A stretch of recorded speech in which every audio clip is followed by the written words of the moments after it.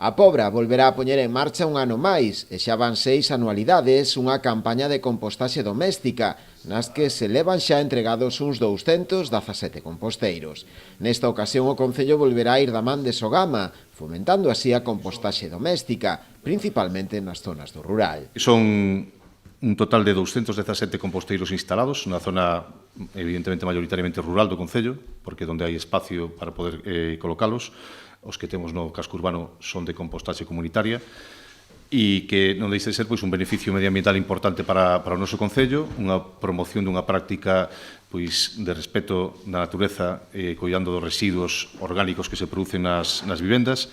e que ao final tamén ten un beneficio económico que reduce as toneladas que temos que enviar a Sogama, polas cales o Concello paga, e que ao final é un beneficio económico tamén para o Concello permita reinvestir en calquera outra actividade que pode ser oportuna. Dende o Concello animan a veciñanza a participar nesta experiencia totalmente de balde. Os interesados só teñen que facer a súa solicitude no Concello, onde se lles proporcionará información do que teñen que facer. O que se lle pide aos participantes é, por un lado,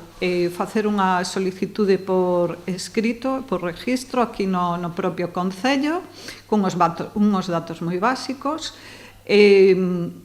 ter unha superficie mínima de 25 metros cuadrados de terreo, pense a xardín, horta, que na maioría dos casos cúmplese sobradamente, e despois unha cousa moi importante que se fai o seguimento, entonces os veciños deben permitir o seguimento de 2 visitas. Esta práctica da compostaxe, dende a súa posta en marcha no ano 2019, permitiulle ao Concello poder reducir notablemente os residuos tratados que non van a Sogama, polos que se paga, ademais da correspondente diminución do volume de emisións de CO2 á atmosfera. Foron casi 9 toneladas de residuos orgánicos que non van a Sogama, con un compost producido de casi 2 toneladas e media e unha reducción de emisións de casi tamén 2 toneladas e media, que non se emite CO2 á atmosfera.